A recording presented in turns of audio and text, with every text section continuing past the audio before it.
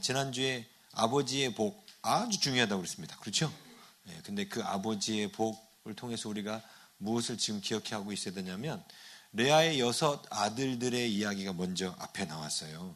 근데 그 레아의 6 아들한테 있어서 야곱이라는 아버지는 사실 좋은 아버지가 아니었어요. 그런다 했죠? 그래서 제가 또 앞에 얘기까지 쭉 이렇게 했잖아요. 그 레아의 아들들한테 야곱은 사실 어머니를 무시하고 어머니를 사랑하지 않고 자식들도 신경 쓰지 않는 별로 좋은 아버지가 아니에요. 그리고 라헬의 자식만 챙겨주고 라헬이라는 작은 엄마지, 엄마만 사랑하고 라헬의 자식들 요셉하고 베냐민만 끔찍이 위하는 대단히 편파적인 그런 아버지였죠. 그 편파적인이라는 그 단어가 베드로전서 2장에서는 까다로운이라는 단어로 쓰인다 했어요. 하나님이 세운 권위 가운데 그런 까다로운 권위들이 있다고 그랬어요. 근데 우리가 이 땅에서 반드시 받아야 될 훈련, 하나님을 사랑하고 이웃을 사랑하는 이 훈련 가운데 이 훈련이 내 위에 있는 권위, 나랑 같은 권위, 나보다 아래에 두신 권위, 이 3가지의 훈련을 받는다 했죠. 친구들과의 관계에서, 나보다 위에 있는 권위를 존중하는 관계에서, 또 내 아래에 두신 권위들을 대하는 태도, 이런 거 훈련받는다 했잖아요. 그 중에서 제일 기본이 되는 게 내 위에 있는 권위를 어떻게 대하는가. 위에 있는 권위를 대하는 법을 배우지 못하면 결단코 지극히 작은 자, 나보다 내 아래에 두신 권위, 이제 내 학생이 될 거고 내 자녀가 될 수도 있고 아무튼 나한테 뭔가 그 혜택을 받고 도움을 받는 내가 갑이라면 의뢰 관계가 있는 사람들, 이제 작은 자죠. 그 사람에 대한 태도를 위에 있는 권위를 통해서 배운다 했습니다. 근데 그 위에 있는 권위를 통해서 훈련받을 때 제일 사실은 존중하기 힘든 권위가 까다로운 권위거든요. 이제 야곱의 6 아들들한테는 야곱이 까다로운 권위예요. 그렇죠? 그런데 우리가 지극히 작은 자를 섬길 때도 그런 까다로운 작은 자들이 있다는 거 아세요? 네? 대단히 말 안 듣는 까다로운 작은 자들이 있다는 거 아세요? 부모님들한테 물어보세요. 그게 누군가? 네? 아주 말 안 듣는 까다로운 권위들이 있어요. 작은 자, 지극히 작은 자들이 있어요. 그렇죠? 네. 근데 부모님들이 어떻게 해요?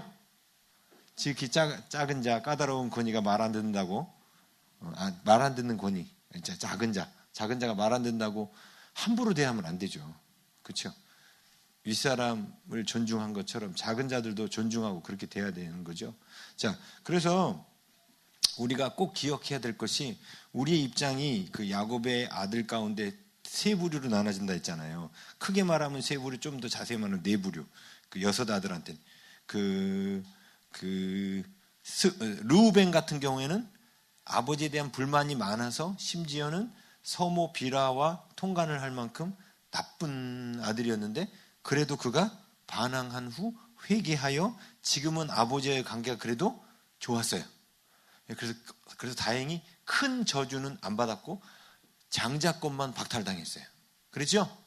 2번째로 봤던 게 누구였냐면 스불론과 이사갈. 이 사람들은 뭐 특별히 아버지하고 충돌되고 뭐 부딪히고 그런 건 없었어요. 지극히 평범했죠. 지극히 평범하니까 아버지도 자녀들한테 그냥 지극히 평범한 이야기를 해줬습니다. 일 잘하고 잘 쉬어라. 뭐 이런 복, 이제 끝이에요. 네. 그리고 반면에 저주를 받은 아들이 있었죠. 시므온과 레위. 그 옛날에 그 아버지한테 디나 사건으로 반항했던. 근데 지금 야곱이 시므온과 레위를 저주하는 이유는 옛날 때문에만 꼭 저주하는 것이 아니라 그들의 태도가 지금도 바뀌지 않아서 저주하는 거예요. 야곱의 이 이야기를 보면 시므온과 그 창세기 요셉 이야기, 유다 이야기 나오면서 시므온과 레위가 중간에 대사가 나오는 거 보셨습니까? 없어요. 어떻게 보면 이때도 시므온과 레위는 아버지와의 관계를 안 풀고 있었던 거예요. 말씀드린 것처럼 르우벤은 풀었던 거예요. 심지어 아버지의 침상을 더럽게 하는, 어떻게 보면 시므온과 레위보다 더 심각한 죄를 지은 거예요. 반항한 것보다. 그렇지만 그는 아버지께 사과하고 푼 거예요. 그랬더니 장자권만 박탈당하고 큰 저주는 받지 않았어요. 반면에 시므온과 레위는 지금도 씩씩거리면서 우리가 뭘 잘못했다고 하면서 아버지를 향한 불만을 갖고 있었죠. 그랬더니 와장창 둘 다 야곱이 죽어가면서 저주를 퍼붓고 죽어요. 예? 자, 이런 아들들이 있고 또 마지막으로 유다. 사실 유다가 제일 바람직한 모습이죠. 그렇게 그 상처를 주고 자녀들을 편파적으로 대하면서 자기한테도 안 대해줬던 그 아버지인데도 불구하고 그 아버지를 이해하고 그 아버지가 끔찍히 아끼는 베냐민을 위해서 자기 생명까지 내놓을 만큼 아버지를 위한 거죠. 베냐민을 위한 게 아니었어요. 아버지 때문에 베냐민을 대신해서 종살이 하려고 그랬죠. 그렇죠? 아버지가 걱정하시면 안 되니까. 그 흰 백발이 고민과 고통 중에 무덤으로 들어가지 않도록 내 동생을 좀 돌려달라고 이렇게 막 애걸복걸 하잖아요. 아버지를 위해서 그렇게 한 거예요. 근데 유다의 그 마음을 그 이야기를 야곱이 듣고 유다에 대해서 엄청나게 복을 빌어줘요. 심지어 요셉이 받았던 형제들이 절하는 복이 이제는 그 복을 떼다가 유다한테 갖다 붙여줘 버렸어요. 네. 자, 그러니까 여러분 아버지한테 어떻게 대하느냐에 따라서 여러분이 시므온 레위처럼 적개심을 품고 평생을 살아가며 저주 가운데 놓여 있을 수도 있고, 그렇죠? 아니면 유다처럼 정반대인 유다처럼 그렇게 까다로운 권위일지라도 내가 그 권위에 순종하고 복종함으로 그 아버지를 통한 그 복을 받을 수 있는, 그리고 아버지를 변화시켜야겠죠. 예? 예. 그리고 믿지 않는 아버지는 속히 믿게끔 해가지고 아버지가 나에게 복을 빌어주도록 만들어야겠죠. 예. 그런 생각을 꼭 가지시라고 지난주에 말씀드린 거예요. 자, 오늘은 야곱의 축복 두 번째 시간을 갖는데요. 사람들이 지금 야곱이 그 49장 1절에서 이 축복을 시작할 때 뭐라고 시작하냐면 후일에 당할 일을 내가 너희에게 이르리라 이렇게 말해요. 그러니까 앞으로 일어날 일을 너희에게 말할 것이다 라고 할 때 소위 우리는 이거를 다른 말로 예언이라고 표현합니다. 예언. 예, 우리나라 말은 예언. 영어로는 뭐라고 말하죠? forecast라고도 말하고 또 뭐라고도 하죠? predict 이런 말도 쓰고 그러죠. 미리 앞에 있을 일을 미리 말하는 거.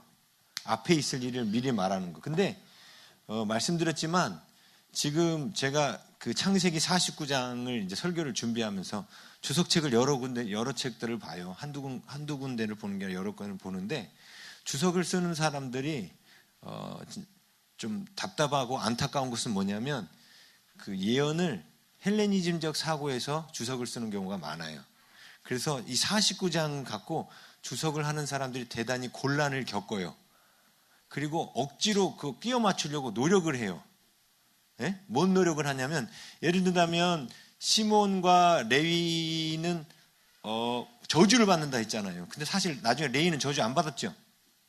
그래서 이제 그거는 나중에 시내산의 금송아지 사건 때 레위인이 헌신한 것과 비느하스 사건 때문에 사실은 바뀌어요. 레위 지파에 대한 저주가 복으로 바뀌거든요. 그런 건 찾아가지고 이렇게 막 해요. 그런데 나머지 있는 내용들은 최대한 야곱이 했던 이 내용이 그대로 이루어졌음을 설명하려고 노력을 해요. 근데 그렇게 노력을 하다 보면 야곱의 예언대로 안 된 게 많이 있어요. 제가 대표적인 게 뭐라고 했어요? 예? 누구 얘기했죠? 지난주에? 스불론 얘기했잖아요. 49장 13절. 스불론은 어떤 사람이다? 해변에 거주하리니 그곳은 배 매는 해변이라 그의 경계가 시돈까지 이르로다. 그랬죠? 지도 좀 보여주세요. 지도. 자, 스불론이 그 땅이 그렇게 됐는지 한번 보여드릴게요. 자, 스불론이 여기에요, 여기. 보이세요? 예? 자, 시돈은 바로 요 위가 시돈이에요. 요 위가 시돈이니까 시돈 땅 근처에 있는 지파는 결국 아셀 지파죠. 그죠? 그리고 바닷가 경계는 여기잖아요. 근데 스불론은 바닷가 근처에 있지도 않아요. 그죠?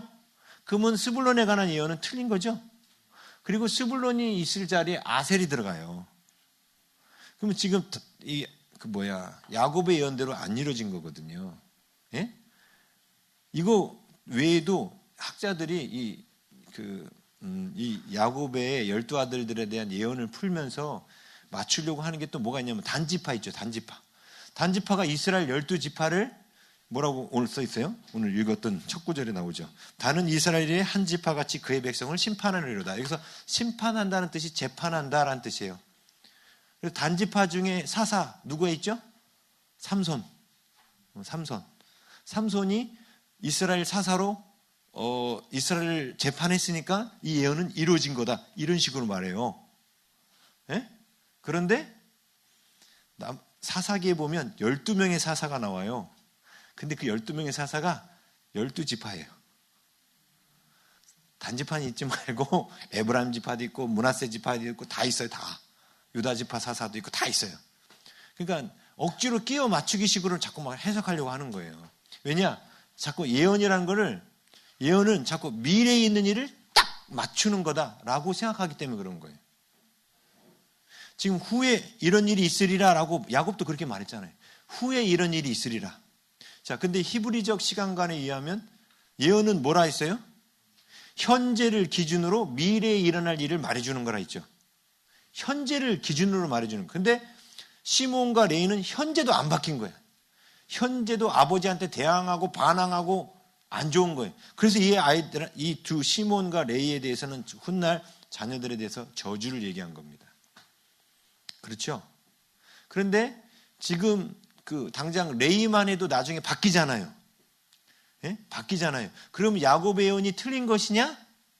아니요. 자, 야곱이 자식 시몬과 레이가 저주받아서 오늘 이렇게 눈빨간 분들이 많아. 오늘 새벽부터 일어나서 이제 졸려서 그렇죠?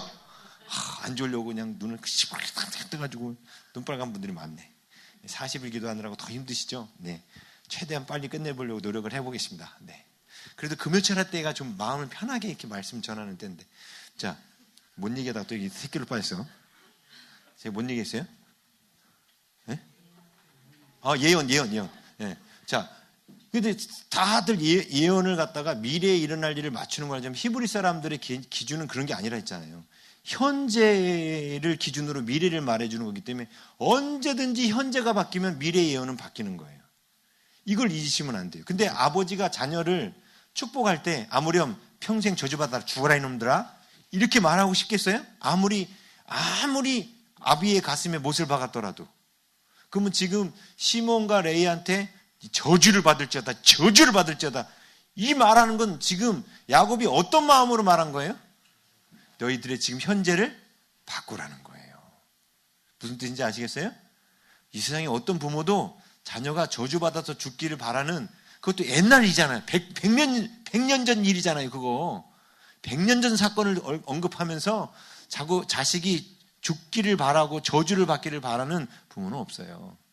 그러면서 이런 히브리적 사고를 모르는 분들이 지금 49장을 보면 마치 야곱은 대단히 편파적이고 안 좋은 것으로 이렇게 볼 수 있습니다. 근데 지금 야곱은 시므온과 레이를 저주함으로 말미암아 그들이 돌이키기를 원했던 거예요.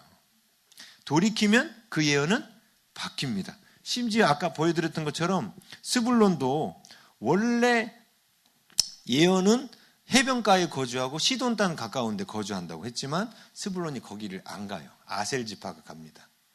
네. 근데 이렇게 예언이 바뀔 수 있다는 거예요. 네?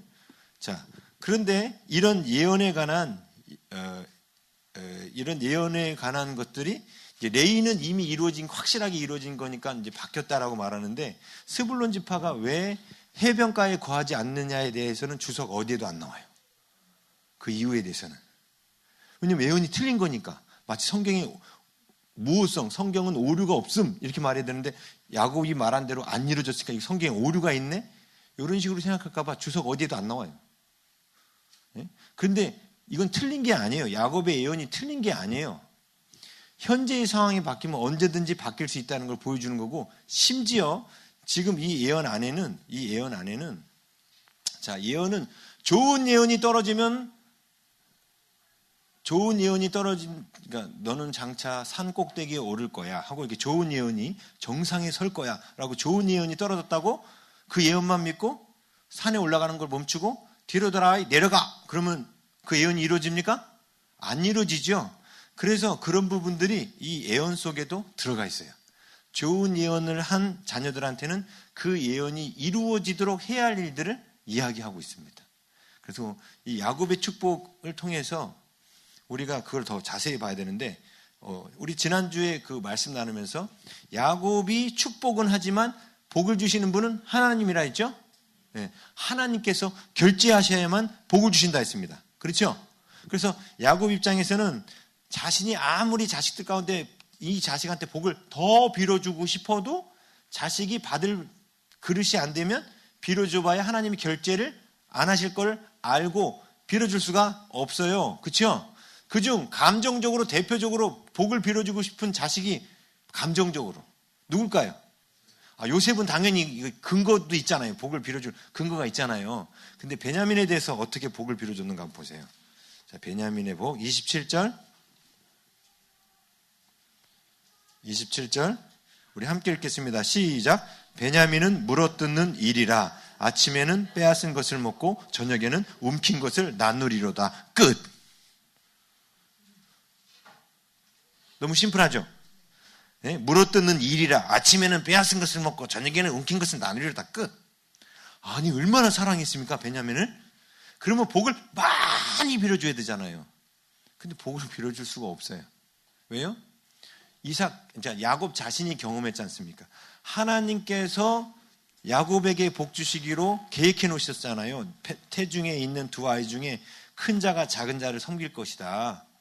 이렇게 했잖아요. 근데 야곱은 자신의 노력으로 얻어지는 건 줄 알았는데 그게 원래 전적인 하나님의 은혜였구나. 복은 하나님이 은혜로 주시는 거고 내가 그 복을 받도록 내가 해야 될 최소한의 수도꼭지 트는 거, 전기 스위치 누르는 거, 요것만 내가 하면 되는 거구나를 깨달았잖아요. 그래서 에브라임을 축복하고 므낫세를 축복하고 손을 엇갈렸고, 복은 하나님이 주시는 거구나. 하나님의 주권 아래에 있는 거지 내가 감정대로 복 준다고 복이 오는 게 아니라는 거예요. 그런데 이렇게 말하면 제가 말씀드린 것처럼 지난주 말씀 잘 이해하시겠어요?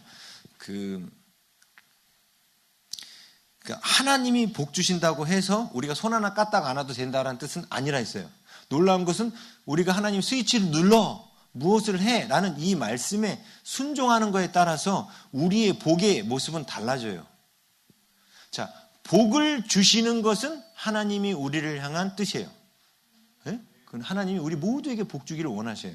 그리고 이미 그 발전소, 물 저장 탱커는 이미 가득 차 있어요. 그 축복의 탱크는 가득 차 있어요. 예수 그리스도로 말미암아 그 창고를 이미 준비해 놓으셨어요. 이제는 스위치를 눌러 수도꼭지를 틀어 이렇게 하나님 말씀에 순종하는 자에게 그것은 공급되게 돼 있습니다.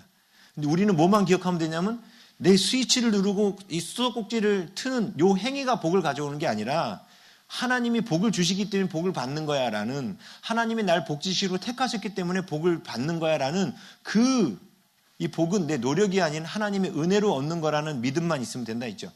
예. 근데 그 믿음과 함께 우리가 해야 될 스위치를 누르고 수도꼭지를 누르는 순종의 부분이 있다고요. 그런데 하나님께서 지금 야곱 입장에서 베냐민에게 복을 빌어줘야 되는데 베냐민한테는 복을 빌어줄 수가 없다는 뜻은 다시 말하면 베냐민이 스위치를 누르고 있지 않다는 거예요. 베냐민이 어떤 식으로 행동했는지 이렇게 나와요. 물어뜯는 일이라. 기분이 좋아요? 나빠요? 나쁘죠? 지금 베냐민의 행동을 보여주는 거예요. 아침에는 빼앗은 것을 먹고 이렇게 표현해요. 그러면 베냐민의 특징이 어떻다는 거예요? 잘 빼앗는 습관을 현재 갖고 있다는 거예요. 자, 물어뜯는 일이라 아침에는 빼앗은 것을 먹고 오라고 했는데 보세요. 베냐민은 태어나자마자 누가 없앴어요? 엄마를 잃었어요. 자, 이러면 특히나 남자아이는 엄마가 없으면 안정성을 갖기가 어려워요. 그렇죠? 그런다 했잖아요. 그럼 베냐민이 대단히 불안하겠죠. 이 불안함과 허전함을 채우기 위해서 자꾸 주위의 것들을 자꾸 웅크리고 쌓아놓고 빼앗아 오는 그런 습관이 베냐민 안에 있었던 거예요. 충분히 상상할 수 있는 내용이에요. 이 베냐민의 출생의 어떤 그 환경을 보면 베냐민이 그렇게 행동했으리라는 게 충분히 상상 가능한 내용이라고요. 왜냐? 성경에는 우리 사람 얘기고 이거는 신화나 소설이 아니에요. 실제로 우리와 같은 인간들이 살았던 이야기이기 때문에 지금 이 시대에도 태어난 애가 엄마 없이 이게 태어나고 그런 애들은 특징이 베냐민 같은 특징이 나타나요. 막 웅크리고 막 하나로 더 챙기려고 불안하니까 이런 것들이 나를 지켜줄 거라고 생각하는 거예요. 그래서 여기 보면 아침에는 어떻게 하리로다? 빼앗아요. 근데 놀라운 거는 야곱 입장에 볼 때는 베냐민이 이런 모습이 불쌍해 보일까요? 괘씸해 보일까요? 불쌍해 보이겠죠. 그러면 이 아이에게 해줄 수 있는 축복이 뭘까요? 이 행동이 변화되기를 축복해 주겠죠. 자, 아침이라는 거는 우리 옛날에 그 수수께끼 중에 아침에는 4발, 점심에는 2발, 저녁에는 3발. 뭐예요? 사람이죠. 스핑크스가 내는 문제였잖아요. 이 고대 근동지방에서 아침, 점심, 저녁은 인간의 그 초창기와 이게 말기를 이렇게 표현하는 또 다른 표현이에요. 보세요. 지금 아침에는 웅크린다는 뜻은 베냐민이 젊을 때는 그 상처받은 엄마가 없는 그 상처 때문에 막 웅크리고 쌓아놓고 뺏고 하는 그 모습이었지만 저녁에는 어떻게 되기를 바라고 있어요? 움킨 것을 뭐 하리로다? 나누리로다. 나누는 자가 되기를 축복하고 있어요. 나누리로다라는 단어가 미완료형이에요. 미완료형. 그렇게 되기를 바라고 축복하고 있는 거예요. 자, 이것은 어떻게 보면은 현재의 모습을 보면 계속 현재 움키고 있는, 빼앗고 있는 아침을 살고 있는 거예요. 지금 베냐민의 모습은. 근데 이 입장에서 아버지가 해줄 수 있는 축복은 뭐냐면 얘가 저녁이 되면 나누는 사람으로 바뀌는 거예요.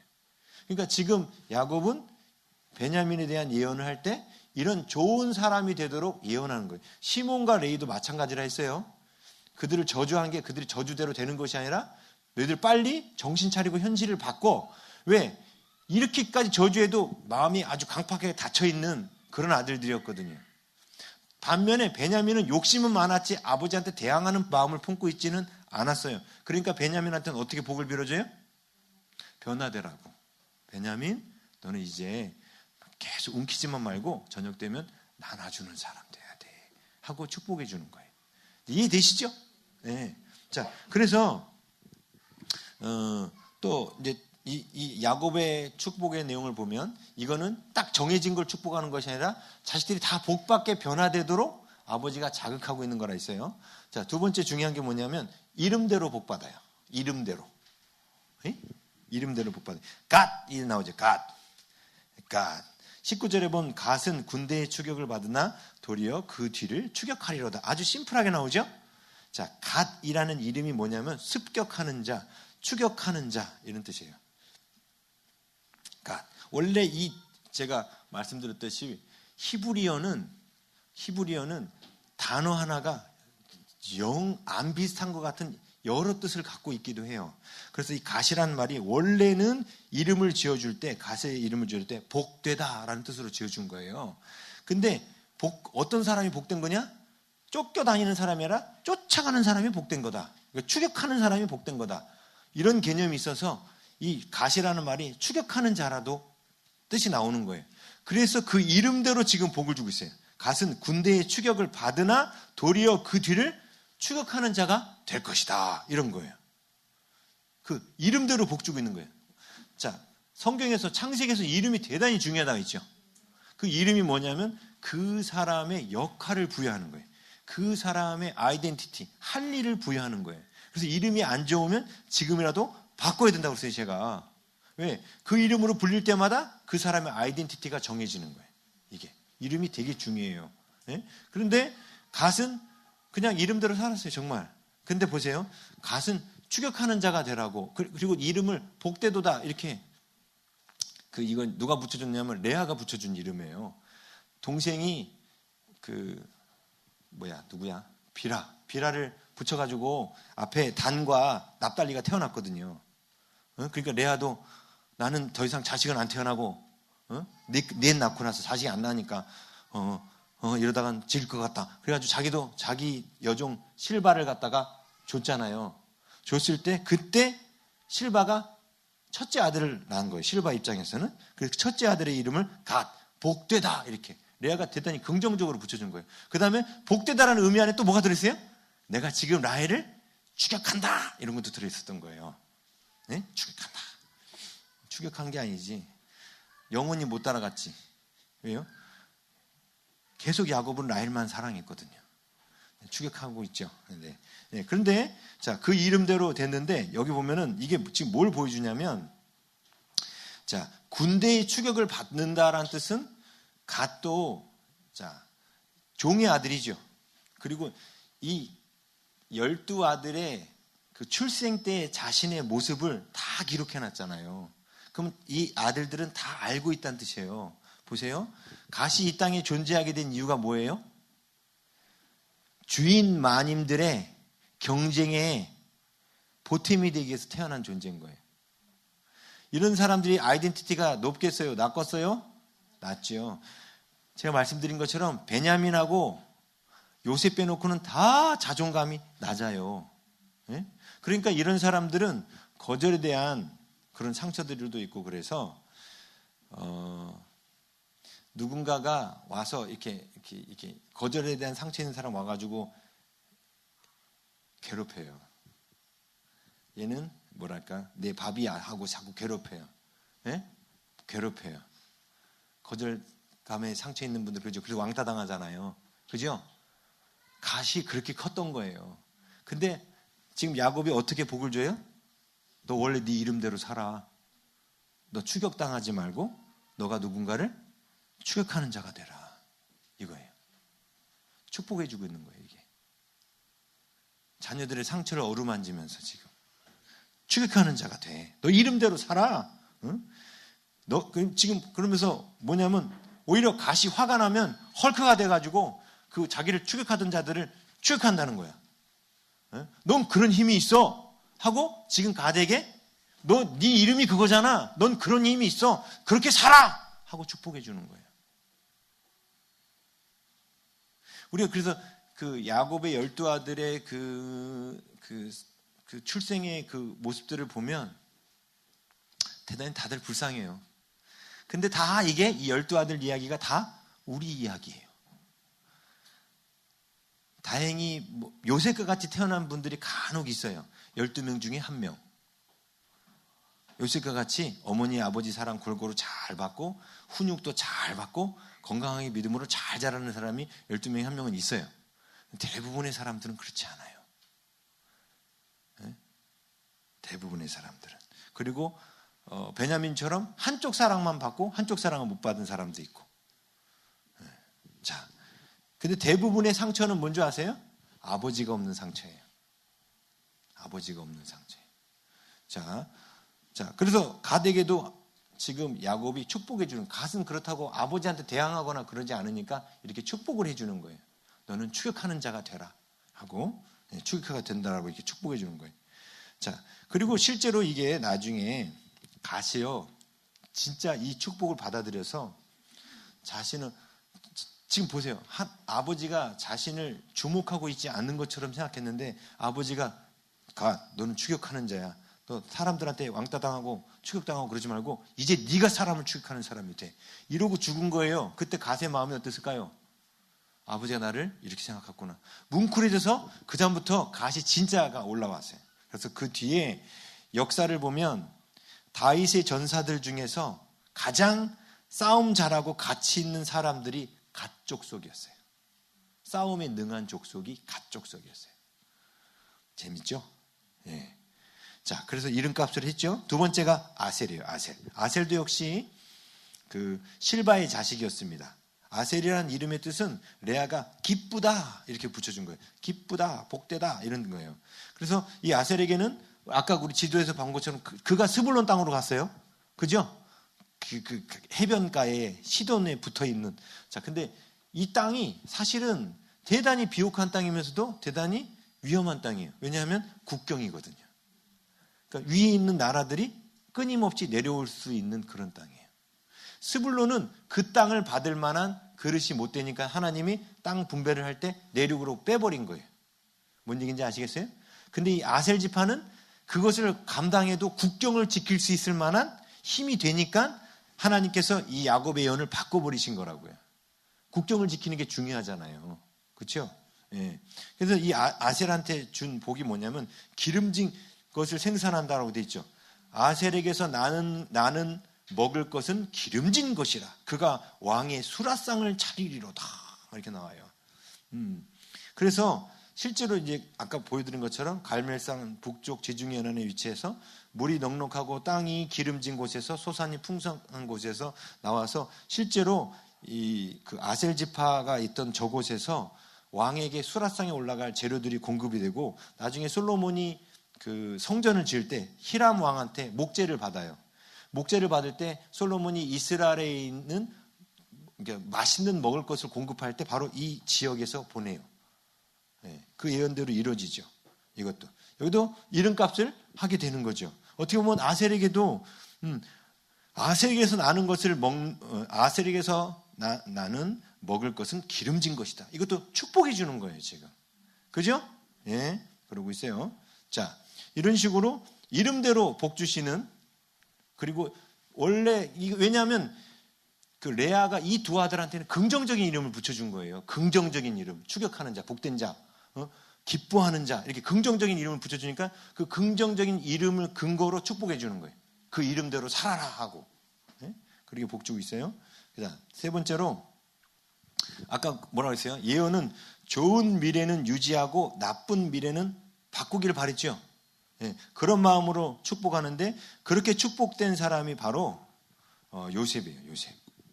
요셉은 좋은 미래를 보장받으면서도 그 좋은 미래를 지키기 위한 축복도 덤으로 해줍니다. 그걸 볼 수 있어요. 자, 요셉은 근데 요셉은 복을 받은 자죠. 애굽에서 총리됐잖아요. 그래서 그 현재 이미 요셉이 받은 복에 대해서 이렇게 표현해요. 22절 가보겠습니다. 자, 요셉은 무성한 가지, 곧 샘 곁에 무성한 가지라. 그 가지가 담을 넘었도다. 이게 무슨 뜻이냐면 이 무성한 가지라는 말은 열매를 많이 맺는 가지라는 뜻이에요. 열매를 많이 맺는 가지. 그럼 되게 좋은 거죠. 근데 그 가지가 어디 머물러 있어요? 샘 곁에. 이게 시냇가에 심은 나무죠. 샘 곁에 있으면 물을 계속 공급받아서 열매를 계속 맺을 수 있겠죠. 그런데 지금 이 성경을 보면 이걸 완료형으로 표현하고 있어요. 이미 그렇다는 거예요. 요셉이 이미 그러고 있죠.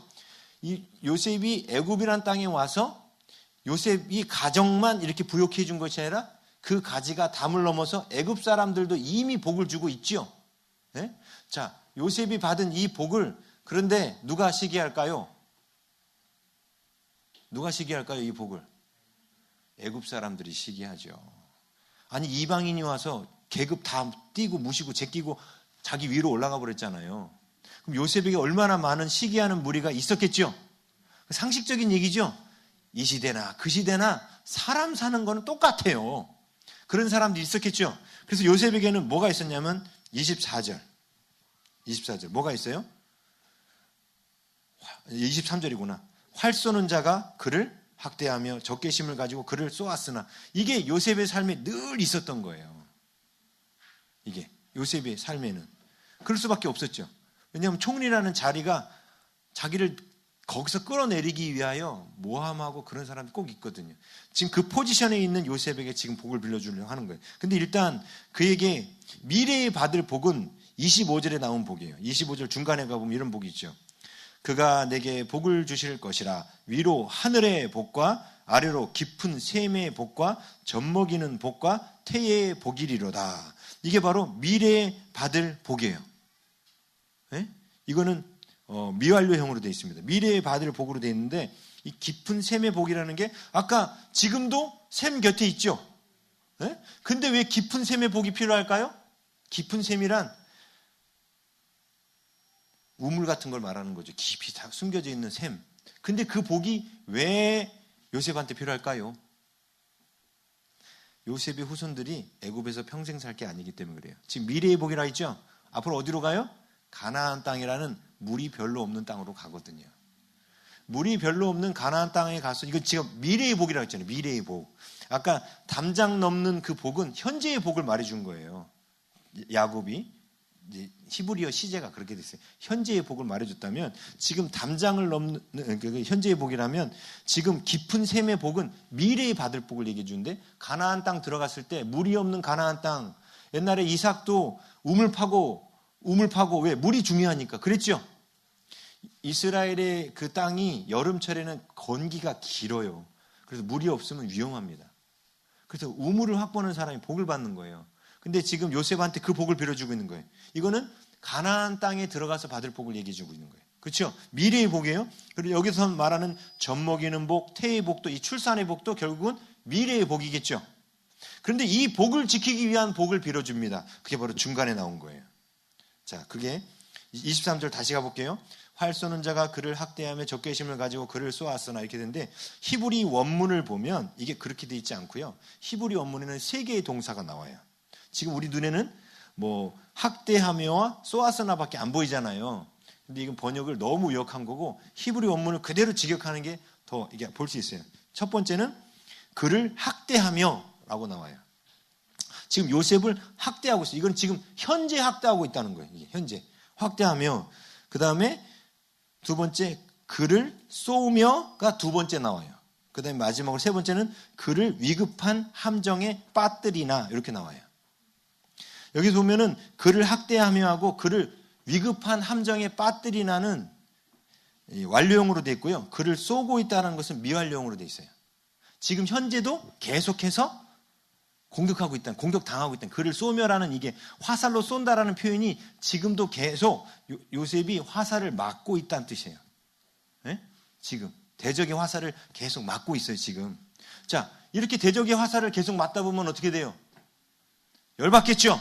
화나겠죠? 그리고 옷 벗고 한판 뜨자 막 이래가지고 막 싸움이 일어나죠? 그럼 하나님 복을 놓치겠죠? 그래서 야곱 입장에서 요셉에게 어떤 복을 빌어줬냐면 바로 그거예요. 24절. 요셉의 활은 도리어 굳세며 그의 팔은 힘이 있으니. 근데 대적자도 활을 갖고 있는데 요셉도 활을 갖고 있는 거야. 근데 요셉의 활이 뭔지 보세요. 이는 요셉의 활이 뭐냐면 야곱의 전능자 이스라엘의 반석인 목자의 손을 힘입음이라. 자, 전능자 이스라엘의 반석인 목자의 손을 힘입는다. 이 뜻이 뭐냐면 하나님의 힘, 하나님의 능력을 가져온다 이 뜻이에요. 요셉의 활이 뭐예요? 하나님의 힘이에요. 하나님의 힘을 가져온 게 요셉의 활이라는 거예요. 그 표현을 25절에는 어떻게 표현했냐면 25절 내 아버지의 하나님께로 말미암나니 이렇게 표현했어요. 그 힘이 너의 화살은 너의 아버지 나의 나 야곱 나의 하나님 이거로부터 말미암는 거다. 그 활은 그가 너를 도우실 거다. 이걸 세 번 얘기하는 거예요. 세 번째로 이 화살은 전능자로 말미암나니 또 세 번째 얘기하는 거예요. 하나님께서 너에게 힘을 주시는 거다. 지금 세 번을 얘기하는 건 엄청난 강조라 했죠. 전능자로 말미암나니 그가 내게 복을 주실 것이라. 너의 그 자리를 넘어뜨리려고 대적들이 그렇게 막 달려들고 힘들게 해도 너는 하나님의 화살, 하나님의 능력을 가져다가 싸우는 자가 되라. 그럼 이긴다. 그렇게 하면 그 뒤에 나온 위로 하늘의 복과 아래로 땅의 복을 받게 될 것이다. 이렇게 얘기해 주는 거예요. 이게 꼭 미래에만 얘기하는 게 아니에요. 지금 요셉한테. 네. 자, 그런데 요셉이 만약에 이 중간에 지금 현재까지 지금 요셉이 총리가 될 때까지 과거에는 담장을 뛰어넘는 그런 복을 갖고 야곱의 가정도 복을 받았지만 요셉 때문에 애굽 땅에도 복을 받았고 애굽 땅 주변 사람들까지도 다 먹을 것을 나눠 먹고 복을 받았죠. 그렇게 다 복을 받았어요. 이게 담장을 뛰어넘는 복이었단 말입니다. 근데 이것 때문에 시기에서 활을 쏘는 주변 사람들이 있었는데 여기서 하나님을 의지하지 않고 인간적인 방법으로 악을 악으로 갚지 말라는 거예요. 그리고 선으로 악을 이겨서 하나님의 힘을 가져다 싸워서 이기라는 거예요. 그렇게 할 때 그 뒤에 나오는 위로 하늘의 복과 아래로 땅의 복을 주겠다는 거예요. 하나님이. 그래서 야곱의 복 안에는 그냥 가만히 있는데 그 복이 탁 올 것이다 이렇게 말하는 게 없다고요. 숙명론적인 예언을 하고 있지 않다고요. 이게 예언이라는 것은 현재 너가 잘하고 있으면 그 모습을 지켜라 이거라고 있잖아요. 못하고 있으면 바꿔라. 너 망해. 이게 무슨 뜻이에요? 빨리 그 현재 상황을 바꿔서 흥하라 이렇게 말하는 거라 있잖아요. 그렇죠? 야곱의 축복이 그렇게 돼 있어요. 그래서 제가 창세기가 중요하다고 말씀드린 게 창세기에서 나오는 이 축복과 예언의 원리를 모르면 그 뒤에 나오는 우리 예언서에 나오는 많은 예언이 예를 들면 니느웨 땅에다가 40일 후에 망하리라. 시몬과 레위는 저주를 받으리로다 하고 똑같은 거죠. 근데 하나님이 니느웨는 40일 후에 망하리로다 한 예언이 뭐예요? 망하라고 예언하신 거예요? 아니라는 거예요. 회복되라고 예언한 거예요. 반면에 요셉처럼 잘 나가고 있잖아요. 잘 나가는 사람도 잘 나가다가 삐딱해서 넘어지면 그 복을 잃어버릴 수 있으니까 지금 잘하는 이 모습을 끝까지 지키라고 화살이 날라오지만 너는 하나님의 힘을 가져다가 화살을 삼아가지고 그들과 싸워 하고 그 복을 유지하라는 거예요. 그 복을 유지하면 니들이 후손이 가나안 땅 들어가서 하늘의 복과 땅의 기름진 복을 다 받을 거라는 거예요. 이해되시죠? 예? 예. 그래서 지금 현재 여러분이 복이 없어. 내 인생 왜 이 모양 이 꼴인지 몰라. 나는 사주팔자 그렇게 태어났으니까 어쩔 수 없어. 사주팔자 그런 분들이 있어요. 그런 분들은 진짜 그렇게 살아요. 그러죠? 근데 왜 교회에서는 사주팔자 못 보게 하는지 아십니까? 그런 거 보면 그걸 평생 묶여 살아요. 자기 인생 그럴 거라고 생각해요. 근데 우리는 맞아요. 사주팔자가 그런 사람은 평생 그렇게 살 수 있어요. 왜? 사주팔자가 그러니까. 이게 동물적인 거예요. 근데 하나님은 우리에게 하나님의 형상대로 지음받았기 때문에 내가 사주가 그럴지라도 내 사주와 운명을 바꿀 수 있는 땅에 권세를 주셨어요. 정복하고 다스리는 땅에 권세를 주셨어요. 현재를 바꿀 수가 있어요, 우리는. 그래서 여러분이 태어날 일시가 중요한 게 아니고 여러분의 사주가 중요한 게 아니고 물론 사주가 좋은 분들도 있지. 전 사주가 아주 좋아요. 정말 좋아요. 좋은데 제 생년월일을 갖다 주고 사주 누구 얘기하면 다들 저희 작은 어머니도 조금 역학을 하시는 분인데 이분도 언제 태어났어? 그 물어보시고 몇월 며칠 태어났어요. 이거 되게 사주 좋으네 막 이래요. 자, 사주가 좋다고 좋게 사는 건 아니에요. 제가 못 산다는 건 아니지만 제가 드릴 말씀은 뭐냐면 사주가 좋건 나쁘건 그게 중요한 것이 아니라 하나님의 능력을 얼만큼 가져다가 쓰는 자가 되느냐가 중요한 거예요. 그런데 우리는 유다를 보면 유다는 사주가 되게 나쁜 놈이죠. 그냥 태어난 걸 보면 레아 쪽에서 태어났잖아요. 어떻게 보면 태어난 사주가 나쁜 거죠. 네? 근데 지금 요셉은 어때요? 사주가 엄청 좋지요. 그렇게 생각하시면 돼요. 그런데 요셉은 사주가 좋은 상황에서 하나님께 순종해서 복을 받은 거고 유다는 사주가 나쁜 상황에서 하나님께 순종해서 복을 받았는데 누구 복이 더 커요? 유다의 복이 더 커요. 유다의 복이 더 커요, 오히려. 네? 사주 나쁘다고 이미 이전에 가서 사주 보신 분 사주 나쁘다고 실망하지 마시고 사주에 묶여 살지 않아요, 우리는. 그래서 하나님 그래서 점집에 가는 거 되게 싫어해. 그런 거 들으면 다들 자기 인생이 그렇게 될 거라고 어쩜 그렇게 굳건히 믿는지 몰라. 그리고 좋은 사주를 갖고 얘기하잖아요. 그럼 이 사람은 좋은 사주를 들었으니까 어떻게 해요? 자기 인생에 대해서 기대하겠죠. 네? 기대하겠죠. 좋게 기대하니까 그 사람한테 좋은 일이 더 잘 붙는 거예요, 사실은. 그렇다고 좋은 기대를 갖는다고 마냥 다 좋아지는 건 또 아니에요. 삶이 엉망이고 말씀대로 안 살면 그 사람이 아무리 좋은 사주를 갖고 태어나도 망해요. 그거는. 지금 야곱이 12아들의 모습이 우리에게 지금 그걸 보여주는 거예요. 예? 그래서 우리의 현재가 바뀌지 않으면 복을 받을 수 없어요. 놀라운 건 성경은 늘 지금이 현재죠. 지금이 현재잖아요. 지금 현재가 바뀌어야 된다는 거예요. 지금 여러분들은 되게 복된 거예요. 왜냐하면 여러분들은 지금 하나님 앞에 나와서 하나님께 찬양하고 하나님께 말씀 듣고 있고 하나님께 기도하는 자리에 있지 않습니까? 이 현재가 중요한 거예요. 어제까지 내가 어떻게 살았느냐가 중요한 게 아니에요. 에스겔서에 보면 이 얘기를 3번 해요. 3번. 에스겔서에. 어제까지 의인이었다가 오늘 악을 행하면 어제까지의 의가 기억되겠느냐? 기억하지 않겠다. 반면 어제까지 악을 행하였다가 오늘 지금 현재 그가 돌이켜 의인이 됐다면 내가 어제까지의 악을 기억하지 않겠다. 하나님은 항상 현재를 얘기합니다. 우리의 현재를. 그래서 축복도 현재를 근거로 해주시는 거예요. 그러니까 내 안에 그렇다고 현재가 지금 잠깐 반짝 내가 지금 하나님한테 복을 했죠? 그리고 집에 들어가서는 또 딴 거 하고 있고 하나님 신경 안 쓰고 있어. 그럼 현재가 또 바뀐 거예요, 사실은. 이 좋은 현재가 어떻게 돼요? 계속 유지돼야 돼요. 이 하나님의 영광 앞에 있는 이 아름다운 현재가 계속 유지되면 복이 오지 말라고 해도 와요. 하나님과의 그 아름다운 관계가 계속 유지되면 그래요.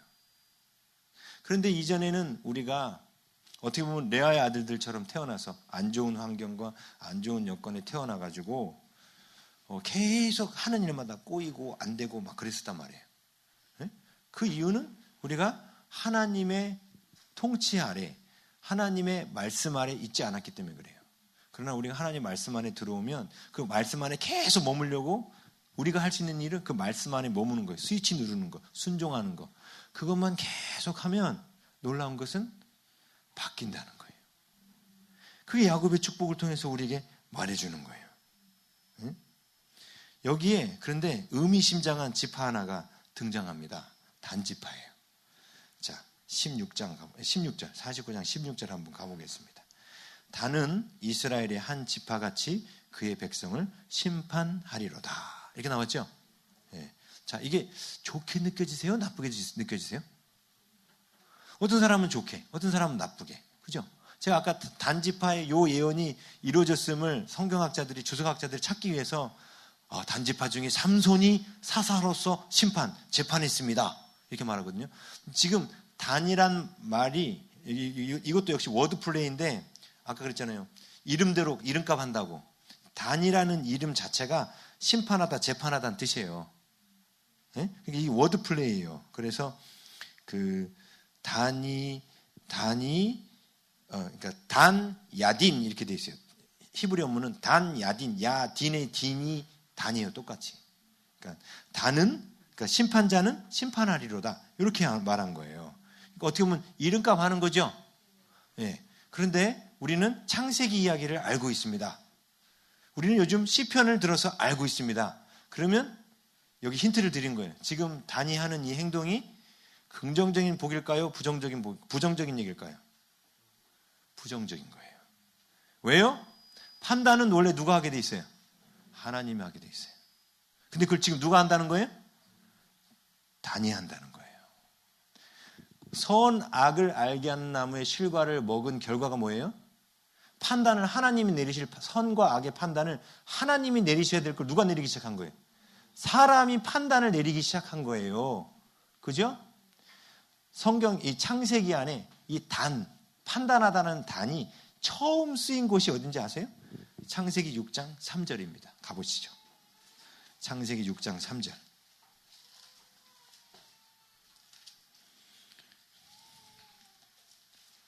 6장 3절 함께 읽겠습니다. 시작. 여호와께서 이르시되 나의 영이 영원히 사람과 함께하지 아니하리니 이는 그들이 육신이 됨이라. 그러나 그들의 날은 120년이 되리라 하시니라. 아멘. 여기 단이 쓰였는데 보이세요? 재판하다, 심판하다가 보이세요? 안 보이죠? 정확하게 말하면 함께하지라는 단어가 그거예요. 그래서 제가 정확한 번역을 이렇게 히브리 원문 갖고 해드리면 이런 거예요. 여호와께서 말씀하셨다. 나의 영이 사람 안에서 이 영혼이란 말은 잘못됐고 옛날에 창세기 강의할 때 말씀드렸죠. 앞으로 긴 시간 동안 재판하지 않으리라. 이거예요. 함께하지 않으리라가 아니라 나의 영이 사람 안에서 긴 시간 동안 재판하지 않으리라. 이런 뜻이에요. 이 원문의 뜻을 그대로 직역하면 이렇게 돼요. 차라리 원문 그대로 직역했으면 쉬웠을 텐데, 그러니까 그렇게 번역하고 나니까 사람들이 이게 이해가 안 가는 거야. 근데 이게 왜 그런 거냐면 보세요. 지금 이게 노아와 홍수가 일어나는 원인에 대해서 얘기하는 거예요. 자, 하나님과 사람 사이에, 아담과 하나님 사이에 썼던 언어를 우리가 별명을 붙여서 영의 언어라고 그랬죠. 하나님과 아담 사이에 대화했었잖아요. 이 영의 언어가 언제까지 사용되었었다고 그랬죠? 바벨탑 사건 때까지. 그러면 지금 노아 시대 때도 하나님의 영의 언어를 여전히 쓰고 있던 때였죠. 쓰고 있던 때였어요. 예? 그런데 하나님이 재판하시는 분이죠. 근데 하나님이 재판할 때 그 영의 언어가 어디 들려요? 마음에 들리는 거예요. 사람의 마음에. 근데 지금 뭐라고 말했냐면 나의 영이 사람 안에서 앞으로 긴 시간 동안 그들을 재판하지 않겠다. 그들과 변론하지 않겠다. 다시 말하면 그들에게 나의 판단을 넣어주지 않겠다는 거예요. 왜? 그들이 육신이 되었기 때문에. 여기서 말하는 육신이라는 이 단어가 옛날에 그 창세기 강의할 때 말씀드렸지만 이 육신이라는 단어가 동물들의 육체에도 적용하는 단어예요. 이게 바사르라는 단어인데, 다시 말하면 말씀드렸잖아요. 사람이 흙으로 지음받았고 하나님이 그 코에 생기를 불어넣으셨어요. 그죠? 근데 동물도 역시 흙으로 지음받았다 했죠. 근데 동물한테는 생기라는 표현이 없어요. 하나님의 입에서 나온, 이 하나님의 입에서 나오는 생기가 하나님의 영이잖아요. 그죠? 동물에게는 이게 없어요. 그리고 동물에게는 흙의 영역밖에 없습니다. 여기서 사람이 육체가 되리라가 요 단계에 머물겠다는 거예요. 이 단계로 못 올라오고. 왜요? 영이신 하나님과의 교제가 끊어지니까 요거는 없이 뭘로만 사는 거예요? 흙으로만 사는 거예요. 하나님이 그들의 마음속으로 들어가서 대화하시려고 그러고 재판하시려고 그러는데 그들이 그거를 뭐 해요? 거부하는 거죠. 그리고 그 재판장의 자리에 누가 올라가요? 사람이 올라간 거예요. 그게 마귀가 아담을 꼬셨던 내용이죠. 너가 이걸 따먹으면 네가 선과 악이 뭔지 알게 될 거야. 그죠? 그 재판장의 자리에 사람이 올라가려고 했던 거예요. 그런데 하나님께서 그들을 회개시키고 변화시키시려면 그들의 마음에 가서 너 그거 잘못된 거야 라고 재판하시면서 변론하시면서 말씀하셔야 되잖아요. 근데 하나님이 뭐라고 하냐면 내가 꽤 오랫동안 사람 안에서 변론하지 않겠다는 거예요. 재판하지 않겠다는 거예요. 그 이유는 사람들이 영으로 하나님과 대화할 생각은 안 하고 육체로만 산다는 거예요. 그래서 그들의 연한이 120년이 되리라 라고 말한 거예요. 거기서 말하는 120년이 학자들은 노아가 방주를 준비하는 기간, 이제 심판의 기간이죠. 그 기간 동안에 노아의 가족 외에는 아무도 하나님의 변론하심을, 하나님의 재판하심을, 하나님의 다스리심을 못 들었어요. 그 120년 동안. 그렇죠? 그런데 지금 단에 대해서 이런 창세기의 앞부분에 나온 이야기들을 알고 이걸 봐야 돼요. 자, 그런데 그 단이란 단어가 아까 그 변론하다, 재판하다, 다스리다 뭐 그런 뜻이라 했잖아요. 근데 그 단이라는 이름을 가진 단에게 하나님이 뭐라고 말씀하시냐면 단은 이스라엘의 한 지파로서 그의 백성을 심판할 것이다. 이게 무슨 뜻이에요? 단이 어렸을 때 행동을 보니까 자꾸 형제들을 판단하는 게 심해요. 자기 기준으로. 그런 사람들 많죠. 자기 기준으로 막 저런 나쁜 XXX, 저 나쁜 XX. 자기 죄는 못 보면서 남의 죄는 기가 막히게 잘 보는, 그리고 그를 막 형제들 사이에 표현하는 단이 그런 사람이었던 거예요. 자, 이것도 우리 이 시대에 얼마든지 볼 수 있는 사람이죠? 그죠? 근데 그 단에게 지금 경고하고 있는 거예요. 보세요. 뭐라고 경고했나? 17절. 단은 길섭의 뱀이요 샛길의 독사로다. 잘 보세요. 길섭이란 조금 넓은 길을 말하는 거고 샛길은 좁은 길을 말하는 거예요. 자, 넓은 길의 뱀, 여기서 뱀은 그냥 일반적인 뱀을 말하고 샛길의 독사는 살무사 같이 아주 독이 많은 뱀을 말하는 거예요. 지금 점층법으로 강조하고 있어요. 다시 말하면 단이 갈수록 어떻게 되어가고 있다는 거예요? 악해져 가고 있다는 거예요. 탄자를 발꿈치를 문다. 그거 다시 말하면 자기가 지금 재판하고 판단하고 정지하고 있는 거예요. 근데 이게 사실 누가 우리한테 시킨 거예요? 마귀가 뱀 속에 들어가서 아담과 하와를 꼬시며 하던 일이죠. 네? 그래서 지금 단을 뭐라고 말해요? 길섭의 뱀, 살모사라고 말해요. 마귀가 하는 행동을 지금 네가 하고 있어. 옛날에는 넓은 길에서 뱀은 일일이 지나가면 안 물리겠죠. 절리 지나가도 안 물리겠죠. 근데 이제는 좁은 길에 살모사야. 물리면 그냥 바로 즉사야. 옛날에 물려도 별로 상처가 깊지 않았는, 좀 붓기는 하겠지만 죽지는 않았는데, 그러면 지금 단에 사람들을 향한 재판의 독설이 아주 커가고 있다는 뜻이에요. 형제들 사이에서. 그런데 바로 이 모습이 인류가 멸망하고 파괴된 원인이었어요. 에덴 동산을 잃어버린 이유였다고요, 요게. 그렇죠? 그러면 에덴 동산을 잃어버리게 만든 이 죄에 대해서 당연히 구원자가 필요한 거예요. 그래서 그 뒤에 그렇게 나와요. 18절. 여호와여 나는 주의 구원을 기다리나이다. 지금 그런데 이건 지금 단한테 들으라면서 단한테 뭘 바꾸라고 말해주고 있는 거예요? 너 누군가를 판단하고 정죄하는 거를 빨리 그쳐라. 빨리 그쳐라.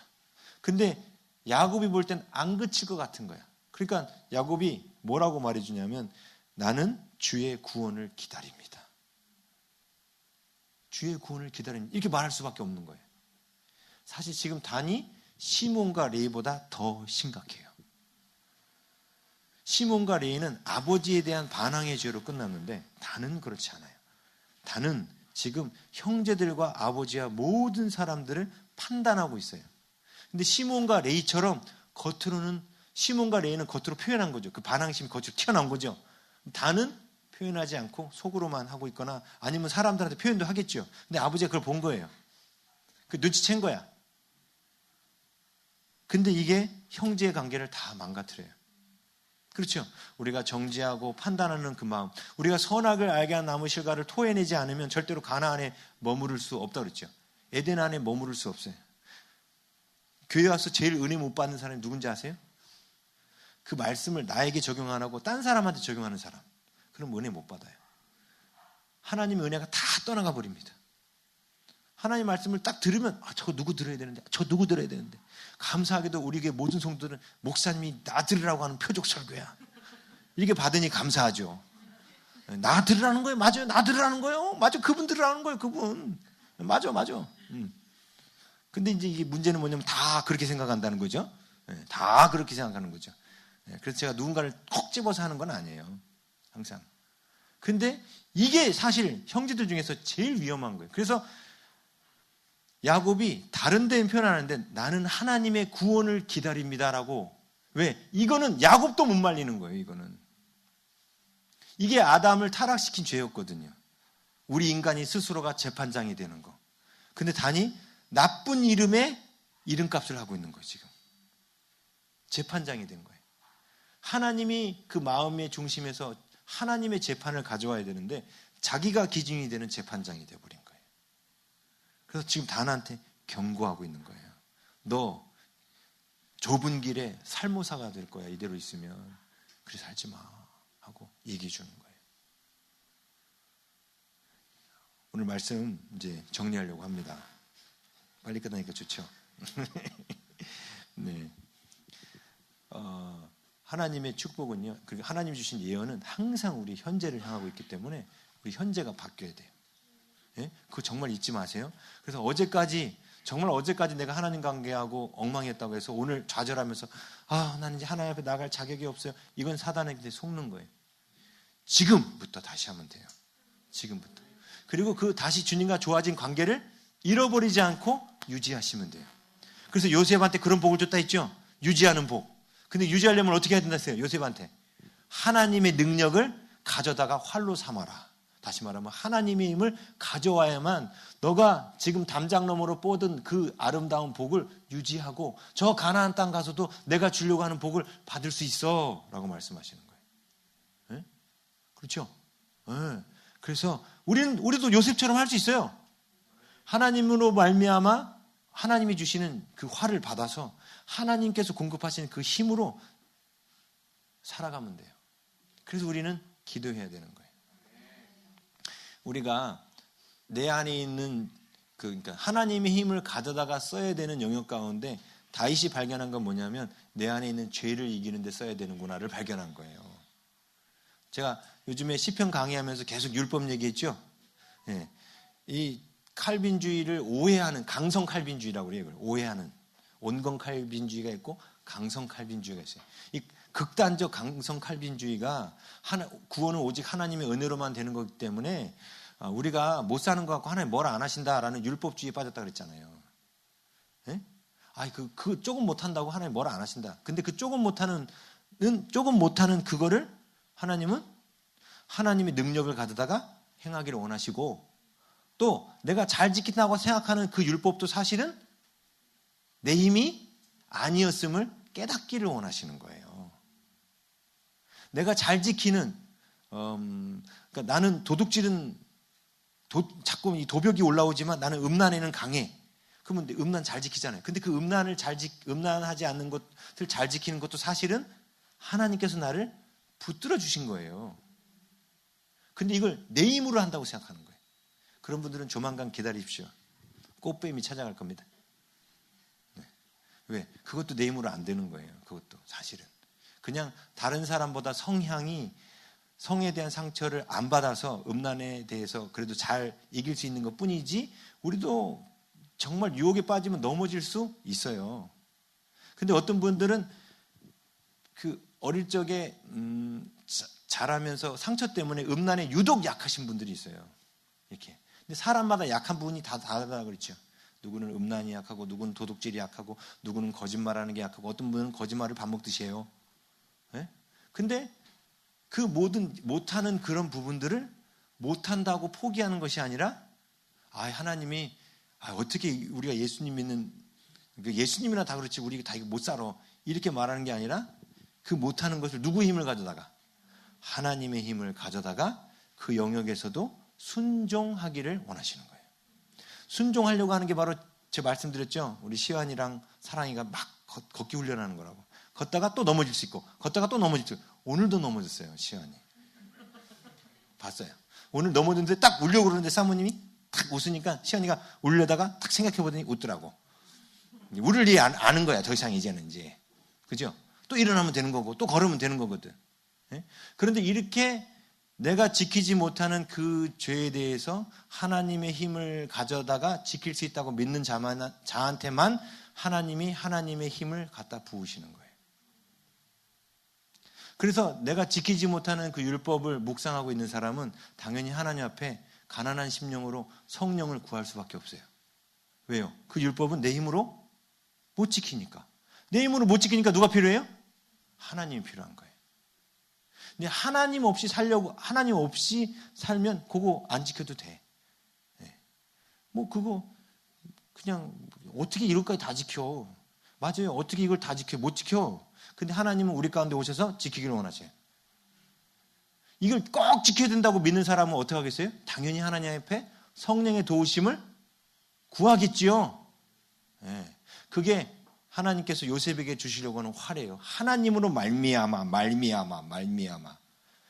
시편에서는 주를 향하여, 주를 의지하고, 주를 향하여 뭐 한다고. 계속 하나님을 향하여.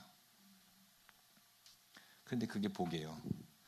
예. 아무리 요셉같이 인격적으로도 훌륭하게 어렸을 때부터 잘 자라고 또 그 많은 연단과 고난을 겪어낸 자일지라도 요셉 주변에 그 많은 화살이 날라오니까 야곱은 요셉에게 복을 빌어줘요. 하나님의 힘을 가져다가 그들을 사랑하고 그들을 용서하고 그들을 품어라. 그게 악으로 갚지 않고 선으로 악을 이기는 거야. 너가 이런 사람이 되기를 원해. 그럼 미래에 이런 복을 주실 거야 하고. 절대로 잊지 마세요. 예? 우리는 못 지키는 율법에 대해서 합리화하면 절대 안 돼요. 그거는 못 지키는 건 맞아요. 못 지켜요. 근데 그거는 하나님의 힘으로 지킬 수 있어요. 하나님의 힘으로 못 지킬 수 있는 법이 있을까요? 그건 말이 안 되죠. 하나님의 힘으로 못 지킬 게 어디 있어요. 근데 놀라운 건 지금 현재 내가 지키는 것도 누구의 힘이라고요? 그걸 깨달으셔야 돼요. 그게 바로 상식을 기적으로 여기는 거예요. 못 지키는 건 뭐냐면 기적이 일어나야 되는 곳이죠. 그걸 기적을 상식으로 여기셔야 돼요. 하나님 여기서도 일하실 거라고. 근데 지금 내가 잘 지키고 있는 이 법도 사실은 하나님께서 도와주고 계시는 거예요. 그래서 절대로 죄에 대해서 자만하면 안 되는 겁니다. 그래서 우리가 하나님의 이 말씀대로 이 복으로 살기를 원합니다.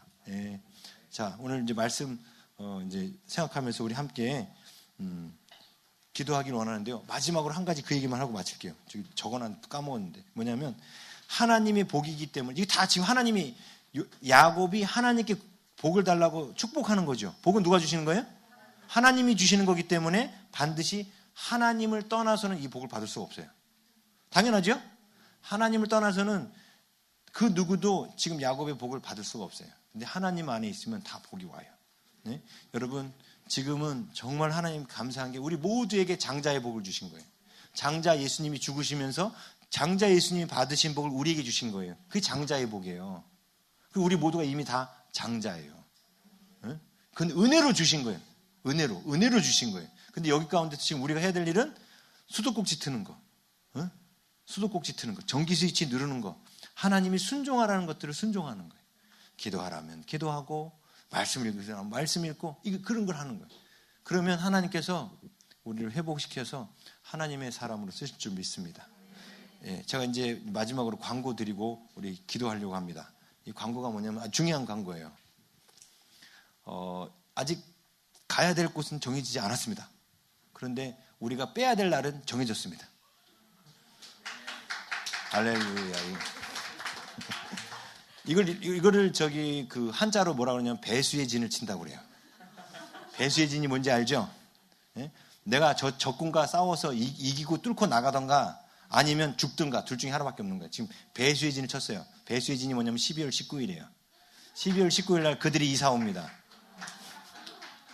저희 교회가 딴 교회에서 저희 교회를 이제 여기 들어오시기로 그래서 월요일 날 계약서를 쓰기로 했어요. 배수의 진을 쳤어요. 이제 우리 이제 빼도 박도 못해 나가야 돼 이제. 안 그러면 나중에 길거리에서 예배드리게 생겼어요. 그죠? 그러면 이제 우리 뭐 해야 돼요 이제? 그렇죠. 길거리에서 예배드리기 싫으면 정말 기도해야 돼요. 지난주 화요일 날 중보기도 모임 갔는데 우리 소연 씨가 하나님께 환상을 봤는데 이 땅 같은 게 있는데 그 속에 이제 컵 이렇게 그 스타벅스 같은 컵 있죠. 그리고 종이를 듣는 거 그런 게 딱 담겨져 있는데 위만 보이더래요. 근데 뭔가를 계속 붓는데 아직 안 찼더래. 예? 기도가 들찼다는 거예요. 우리가 떠나는 거에 대한. 근데 지금 이렇게 하면 이제 다들 발동에 불이 떨어져서 저도 그렇고 이제 기도에 더 열심히 하겠죠. 12월 19일 날에 그분들이 무조건 오셔요. 우리가 그 18일 이전에는 무조건 빼줘야 되는 거예요. 예? 그래서 정말 열심히 기도해야 됩니다. 하나님 속히 한뜻교회를 역사를 하셔서 뭔가 일을 내시던가 아니면 딴 곳으로 인도하시던가 해야 되는데 예? 하나님이 역사하시도록 기도해야 돼요 지금. 예? 그래서 목숨 걸고 합시다. 이미 배수의 진을 쳤어요. 이런 대책 없는 목사가 있나. 근데 이것도 순종하고 한 거예요. 하나님께서 먼저 나가게 하라고 해서. 그럼 이제 우리가 이제 느긋한 마음이 없죠, 이제? 예, 큰일 나요, 이제. 그래서, 아무리 못해도, 우리 송구영신 예배는 새로운 예배당에서 드릴 수 있어야겠죠? 네, 할렐루야, 할렐루야. 아무리 못해도 아니라 12월 19일 전에 그쪽에서 예배 드려야 돼요, 사실은. 안 그러면 그 중간에라도 밖에서 이 추운 겨울에 밖에서 예배 드리면 안 되겠죠? 예, 그래서 그거 놓고, 우리 40일 기간 동안에도 여러분 제가 그랬잖아요. 그걸 첫 순위를 놓고 한국말로 기도하세요. 한국말로. 그거 놓고 기도 이렇게 해주시고 빨리 한뜻교회가 하나님 반응을 빨리 보이게 해주세요. 네? 왜냐하면 하나님 우선 보여준 데가 거기니까 빨리 반응을 나타나게 해주세요라고 계속 기도하시고 또 거기서 그러면서 하나님께서 보여주시는 중보에 대한 내용들이 있으시면 그 교회를 놓고 중보기도 해주세요.